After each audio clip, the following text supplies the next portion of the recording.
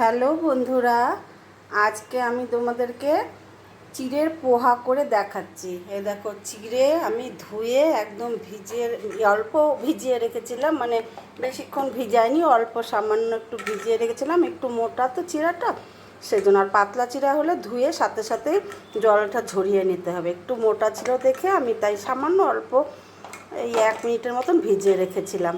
আর পুরো জলটা দেখো ঝরিয়ে নিয়েছি একদম চিড়ের থেকে।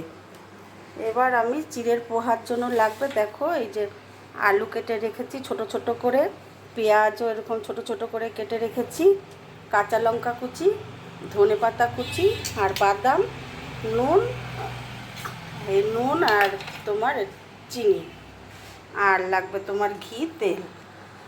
এই হলো আমার উপকরণ। এবার আমি কড়ার মধ্যে আগে ঘি দিয়ে দিচ্ছি। ঘি দিয়ে দিলাম। ঘিটা গরম হয়ে গেলে, ঘি গরম হয়ে গেছে, আমি এবার সাদা তেল দিয়ে দিচ্ছি। সাদা তেল দিয়ে দিলাম। এবার একটা গরম হবে। সবার প্রথমে আমি দিয়ে দিব পেঁয়াজ কুচি। পেঁয়াজ কুচি আমার দেয়া হয়ে গেছে। এবারে দিয়ে দেব লঙ্কা কুচিগুলো। এবারে এগুলোকে, পেঁয়াজ আর লঙ্কাটা একটু ভেজে নেব অল্প।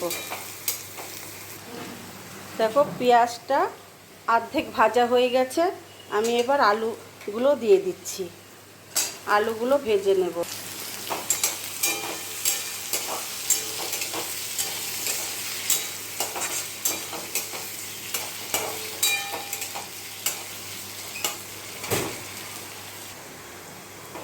আলুগুলো দেখো ভাজা হয়ে গেছে। এবারে আমি এই যে বাদাম, এটাও আমি ধুয়ে রেখেছি, বাদামগুলো দিয়ে দিচ্ছি। কারণ বাদাম তো বেশি ভাজতে হবে না, তাড়াতাড়ি হয়ে যায়, এই জন্য বাদামটা পরে দিতে হবে। সব কিছু আমার দেখো ভাজা হয়ে গেছে খুব ভালো মতন, একটা কালারও চলে এসছে। এবারে আমি দিয়ে দেব এর মধ্যে কিছু কারি পাতা। আমি কারি পাতা শুকিয়ে রেখে দিই ঘরে, কারণ সবসময় তো তাজা পাতা পাবো না, সেজন্য শুকিয়ে রেখে দিই কারি পাতাটা। আর দিয়ে দেব তোমার এই যে অল্প একটু হিং দিয়ে দিলাম। এবার এগুলো দিয়ে আবার একটু নাড়াচাড়া করে নিই আর কি, অল্প। দেখো এগুলো সমস্ত কিছু ভাজা হয়ে গেছে। এবার আমি চিড়েগুলো দিয়ে দিচ্ছি।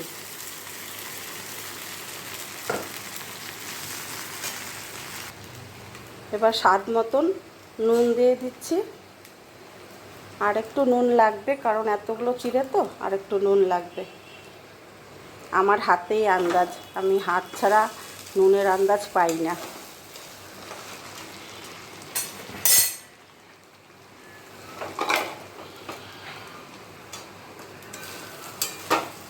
এবার সব কিছু ভালো করে মিশিয়ে নিতে হবে।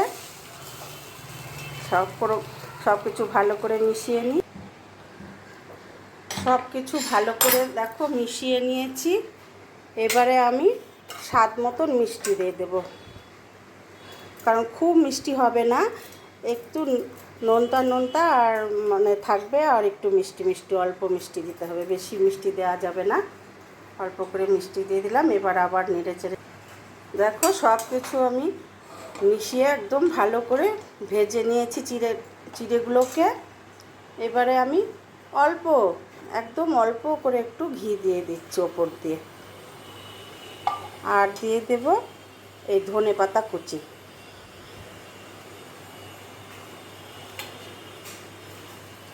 আর দেব হলো তোমার এই যে লেবুর রস করে রেখেছি আমি, লেবুর রসটা আমি দিয়ে দিলাম।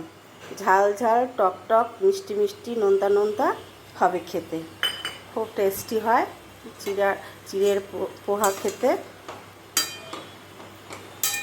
যাই হোক বন্ধুরা, আমি আর এই কড়ার থেকে নামাবো না, কারণ এটা গরম গরম খেতে হয়। যখন যে খাবে আমি গরম করে দেবো, সেজন্য আর নামাবো না। তা তোমাদের কেমন লাগলো আমাকে লাইক কমেন্ট করে তোমরা জানিও। সকলে ভালো থেকো, সুস্থ থেকো। ভালো লাগলে শেয়ার করে দিও।